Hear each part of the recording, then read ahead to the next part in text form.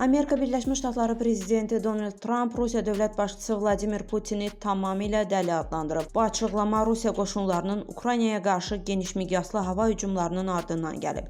Hücumlar nəticəsində ən azı 12 nəfər ölüb, 60-dan çox insan yaralanıb, 80-dən çox yaşayış binası isə zərər görüb. Trump sosial media hesabında Putinin hərəkətlərini sərt tənqid edib. Onun atdığı addımların Rusiyanın məhvinə səbəb olacağını vurğulayıb.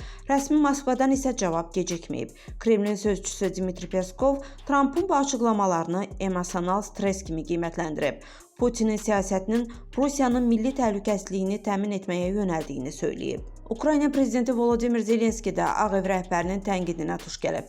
Trump müharibənin davam etməsində Zelenskinin məsuliyyət daşıdığını bildirib. O, Ukrayna prezidentini müharibənin qızışmasında ittiham edərək, onun bəyanatlarının vəziyyəti daha da gərginləşdirdiyini söyləyib. Ruqiyyə Nəcəfli, Humay Cəfərova, Mirə TV.